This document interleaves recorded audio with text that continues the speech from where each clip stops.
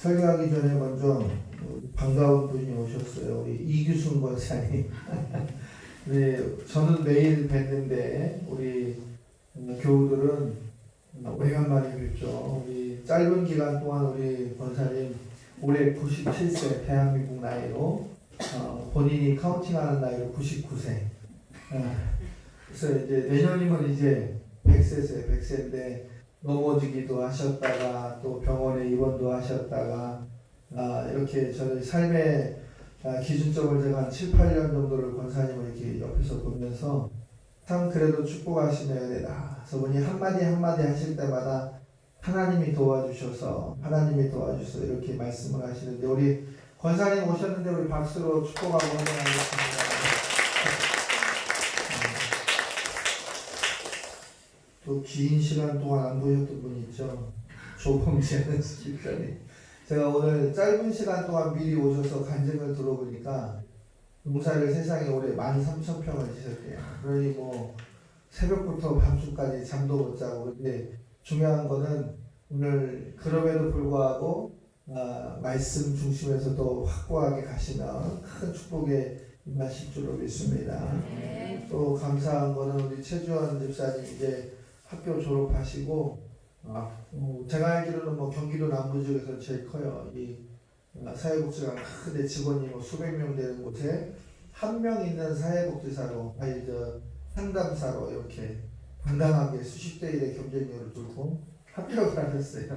꽃을 보내드려야 되는데 일단 잘 다녀보고 우리 박수로 축하해 주시겠습니다. 코로나19라고 하는 이 어려운 상황 속에서도 하나씩 되짚어보면 그럼에도 불구하고 감사할 것이 많이 있다라는 겁니다.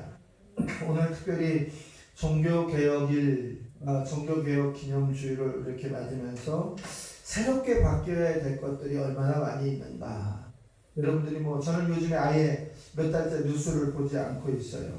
정치도, 교육도, 경제도 이대로는 안 된다라고 하는 이 방향에 대해서는 공감하고 있지만 어떻게 해야 될지 방법에 대해서는 여러 가지로 갈등이 있습니다. 어떤 사람들은 시위를 하니까 차가 길을 모두 막아서 차벽을 형성해서 갈등도 하고, 또 어떤 이들은 또 목숨까지 바치는 결단까지 내면서 무엇인가 나와 맞지 않는 것에 대해서는 바뀌어야 된다라고 이렇게 의견을 진행하고 있습니다. 오늘 교회는 어떤가? 종교는 어떤가? 라고 하는 내용이에요.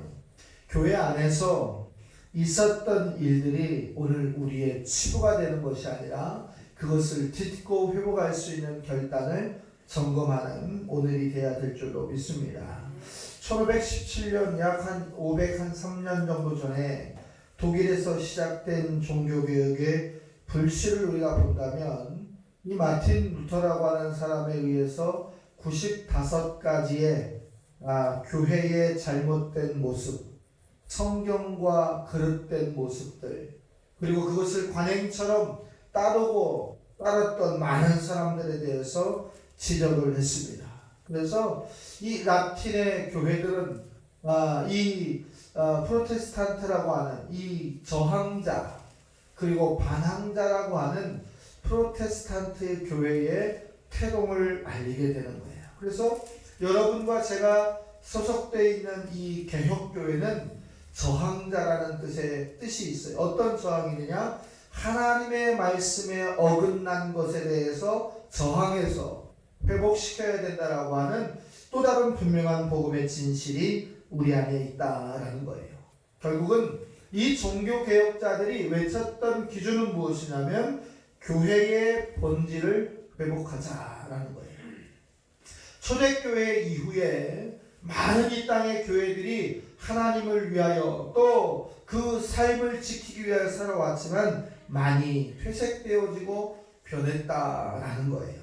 그래서 마틴 루터는 5가지의 이야기로 종교개혁을 이야기했고 오늘 설교의 대제에는 3가지만을 소개하려고 합니다. 오직 성경, 오직 하나님의 은혜, 오직 믿음, 오직 하나님의 영광, 오직 예수 그리스도. 이 중에서 오늘 이제 세 가지의 것을 이야기하려고 해요. 예수 그리스도 안에 있는 모든 성도들은 하나님의 말씀으로, 하나님의 은혜로, 하나님 안에서 이루어질 수 있는 믿음으로라고 하는 이 기준이 변질되지 않는 진단을 우리가 스스로 해야 될 줄로 믿습니다.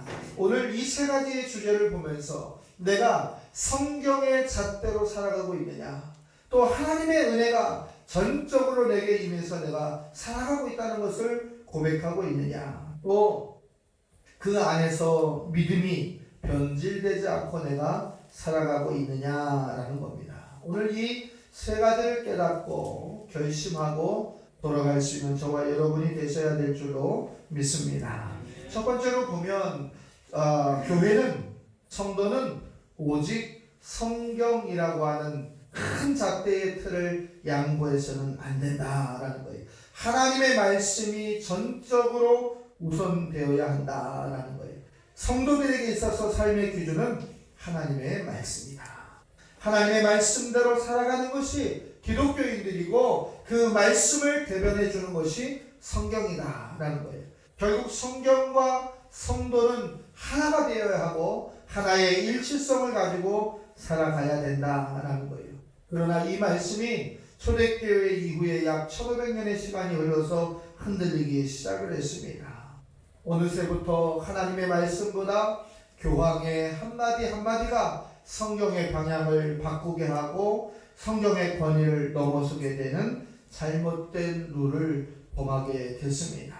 그래서 교황은 무효하다, 교황은 실수가 없다, 교황의 한마디 한마디는 성경의 권위와 같다라고 하는 가톨릭 교회의 교리가 나오기 시작했어요. 그것이 교황 무호선입니다. 교황은 사람인데도 불구하고 어떠한 오류도 없다라고 하는 이 말입니다. 왜 이런 말들이 당시의 중세교회를 덮고 있었느냐라고 할 때 그들은 하나님의 말씀에 무지했다라는 거예요. 사랑하는 성도 여러분, 이 성경책이 우리가 마음 놓고 열어볼 수 있는 시간은 그렇게 많지 않았다라는 거예요. 불과 500년 전만 하더라도 성경은 라틴어로 번역이 되어서 그것들은 신부들과 교황과 수기경들과 일부 성직자들만 열어볼 수 있는 금력의 구역이었어요. 아무나 열어볼 수 없는 보안구역이었다라는 거예요. 그러니까 이 강대상에서 이야기하는 신부들이나 교황이 이야기하는 얘기를 들으면 저게 하나님의 말씀이구나, 저 말씀이 하나님이 지금 나에게 주는 말씀이구나 라고 성도들이 착각을 하고 분별할 수가 없었다라는 거예요. 그러나 마틴 루터는 신부였습니다. 그리고 대학에서 신학을 가르쳤던 교수였습니다. 그의 양심에 한마디 한마디가 떠오르기 시작했을 때 하나님의 말씀과 어긋난 이 교회의 일들, 거짓된 일들, 성경에 없는 이야기들을 지금 강요하고 있는 일들을 도대체 이 사람은 묵과할 수가 없어서 다시 하나님의 말씀으로 교회가 돌아가야 되고 회복되어야만 올바른 천국의 길에 나아갈 수 있다라고 하는 기준을 제시했습니다. 요한복음 5장 39절의 말씀에 예수님은 이렇게 말씀하셨습니다. 너희가 성경에서 영생을 얻는 줄 생각하고 성경을 연구하거니와 이 성경이 곧 내게 대하여 증언하는 것이니라. 성경의 말씀은 예수에 대한 이야기고 우리의 생명에 대한 이야기고 우리의 영혼에 대한 이야기를 담고 있다라는 거예요. 하나님은 이 성경의 말씀을 통해서 우리를 구원하시고 구속하시는 사건을 이야기해 주고 있다라는 거예요. 그것이 누구를 위해서 완성하고 있느냐? 예수 그리스도로 말미암아 완성된다라고 하는 말씀을 이야기해 주고 있습니다. 사랑하는 성도 여러분, 여러분에게 있어서 성경은 어떠한 역할을 하고 있습니까? 하나님의 말씀이 살아서 움직여서 여러분을 교훈하고 책망하고 올바르고 바르게 하기에 유익하게 되고 있는 하나님의 말씀으로 인식되어져 있는지, 아니면 그저 교회 갈 때 들고 다니는 하나의 책처럼 장식품처럼 이제 여러분의 소장품이 되어져 있는지 이 시간 우리는 구별하고 분별해야 될 줄로 믿습니다. 사람의 상식이 말하는 것이 하나님의 말씀인 성경이 아니라 하나님의 생명의 말씀이 우리를 구하고자 하는 본질의 말씀이 하나님의 성경이라고 하는 사실을 우리가 기억하면서 하나님의 생명의 말씀의 주인공들이 되시기를 고백하고 결단하시기를 주의 이름으로 부탁을 드립니다. 또 두 번째로 결단해야 될 것이 무엇이냐면 오직 하나님의 은혜다.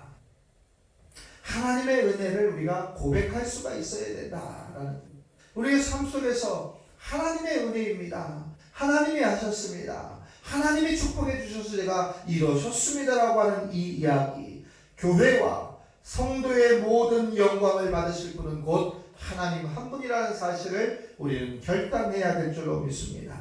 부모가 땅을 주어서, 부모가 집을 주어서, 이웃이 여러분에게 맛있는 것을 주어서가 아니라 하나님이 허락하신 축복, 하나님이 허락하신 영광의 잣대만을 고백할 수 있는 저와 여러분의 결단의 개혁신앙이 되어야 될 줄로 믿습니다.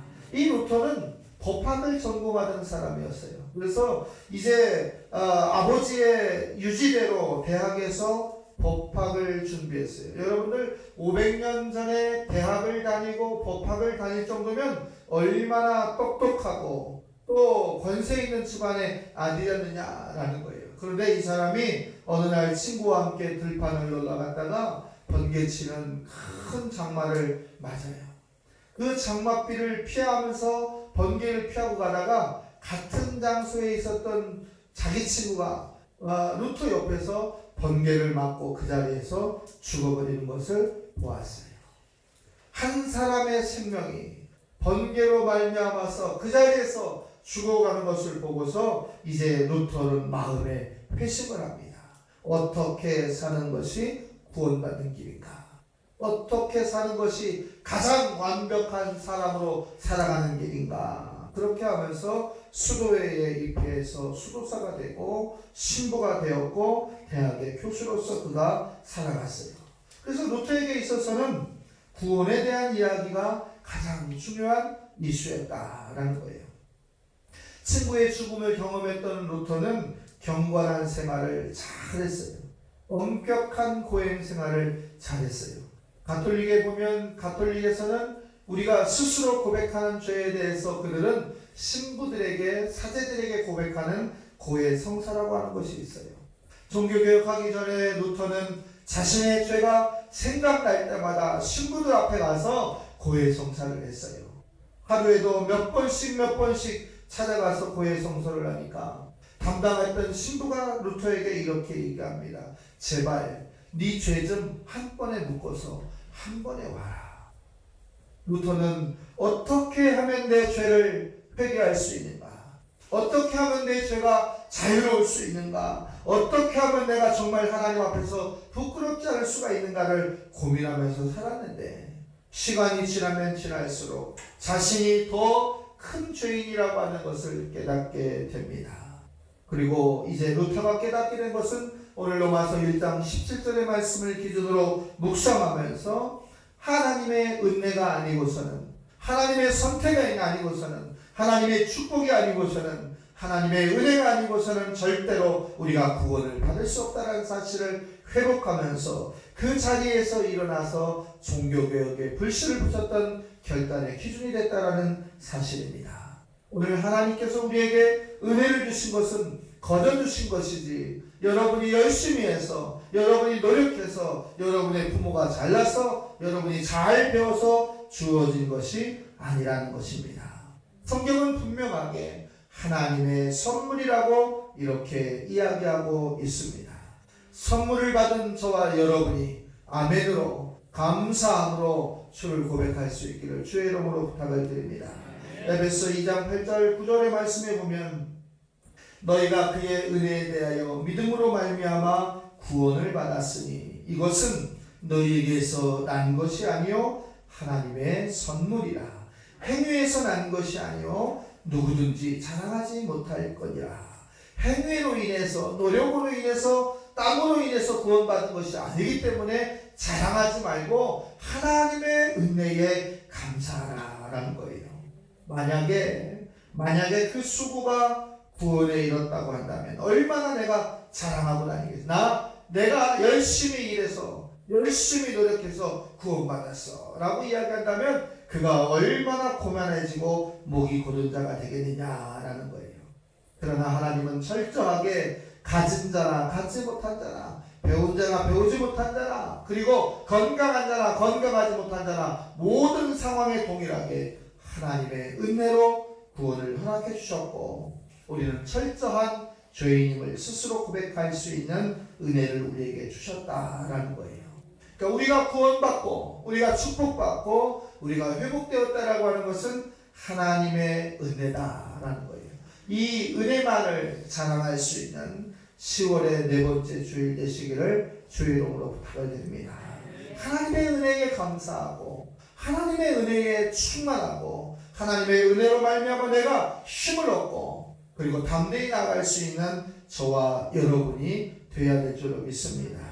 또 하나를 더 본다고 한다면 우리가 결단해야 될 하나의 문제는 성도와 교회는 오직 믿음이다. 믿음으로 구원을 받는다. 여기서 교회는 성도를 이야기하고 있는 거예요. 성도 한 사람 한 사람이 성령의 전이라고 하는 사실. 교회는 믿음으로 구원을 받는다.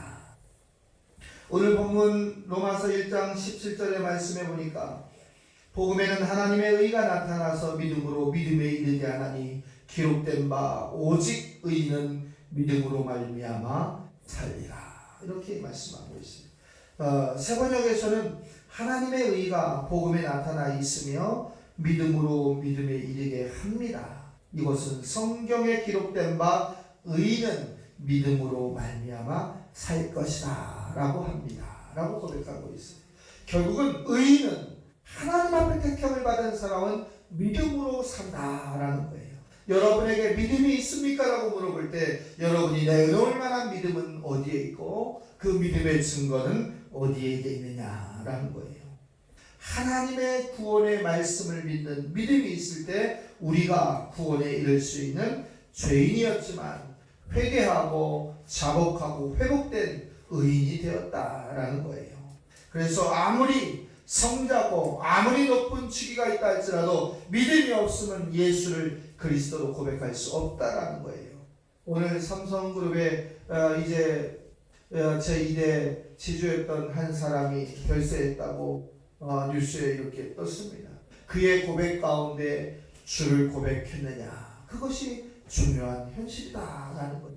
주님 앞에 나아가는 인생의 순리 앞에 죄사함을 받고 하나님의 의롭다 하심을 주었던 이 기준 가운데 우리는 비록 의인은 아니었지만 의인처럼 예수 그리스도의 십자가의 피로 말미암아 회복되어지고 내가 의인으로 인정해 준다라고 하는 은혜다라는 거예요.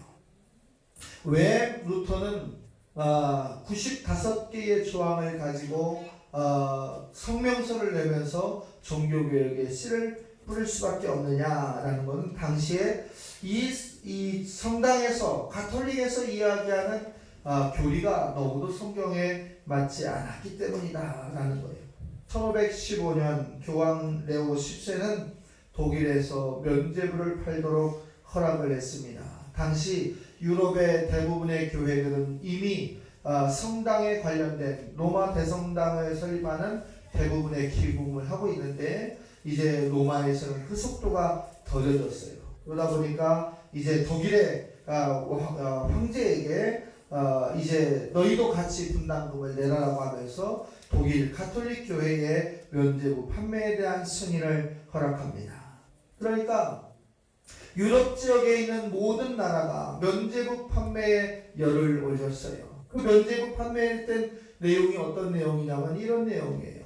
내 부모가 죽어서 지옥에 갔을지라도 대성당을 설립하는 이 면죄부를 사면 지옥에서 연옥에서 천국으로, 이런 기준을 가지고 있어요. 그래서 자녀들이 헌금함에다가 놓는 금화 한 입에 소리가 땡그랑 땡그랑 떨어질 때마다 부모들이 지옥에서 연옥에서 천국으로 간다라는 거예요. 이것이 성도들이 들었던 이야기예요. 왜요? 성경을 알지 못했고 성경을 읽지 못했고 성경을 바르게 가르쳐주는 사람이 없었기 때문이었어요. 성경 어디에도 돈을 많이 내면 죽은 부모가 천국에 간다라고 한 내용이 없습니다. 1189장 어디를 읽어봐도 그런 것은 없어요. 예수 그리스도를 믿고 회개하지 않으면, 십자가의 공로를 인정하지 않으면 천국에 갈 수 없다라는 사실만이 우리에게 가르쳐주고 있는데, 이들은 이러한 내용을 가지고 그 많은 돈을 회복하면서 많은 이름을 가지고 많은 사람들을 이제 현혹시켰다라는 거예요. 성경에는요, 예수 그리스도 이름 이외에는 달리 구원받을 만한 이름을 준 적이 없다라고 우리에게 말씀하고 있습니다.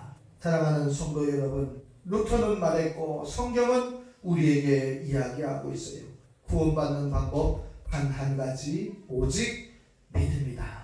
오늘 그 믿음을 완전히 회복하고 자랑하고 그 믿음의 능력으로 사실 수 있는 저와 여러분이 되시기를 주의 이름으로 부탁을 드립니다. 오직 예수 그리스도를 구주로 믿을 수 있는 사람, 주님은 나의 주님이십니다. 주님은 나의 그리스도이십니다. 주님은 나의 메시아이십니다를 고백하는 것이 유일한 구원의 방법이다라는 거예요.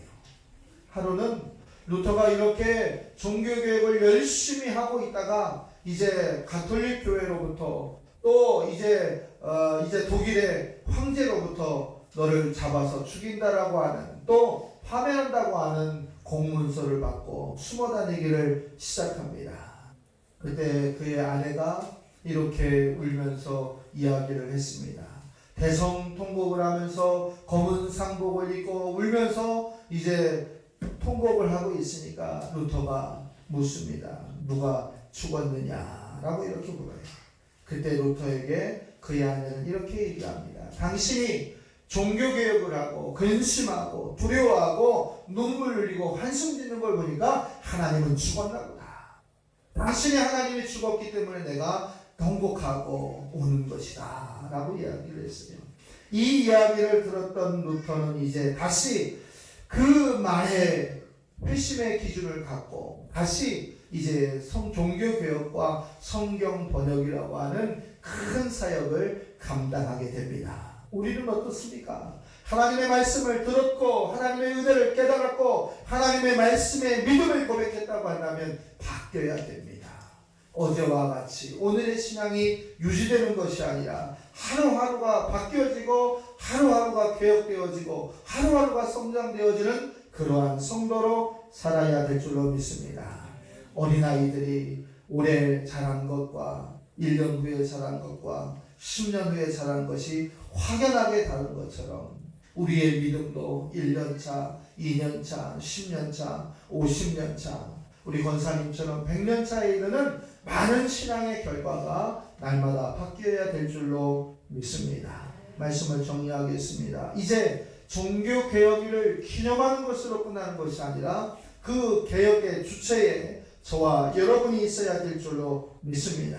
하나님은 말씀이 풍성한 교회를 원하십니다. 하나님은 말씀이 풍성하고 그 말씀을 신뢰하는 성도들을 원하고 있습니다.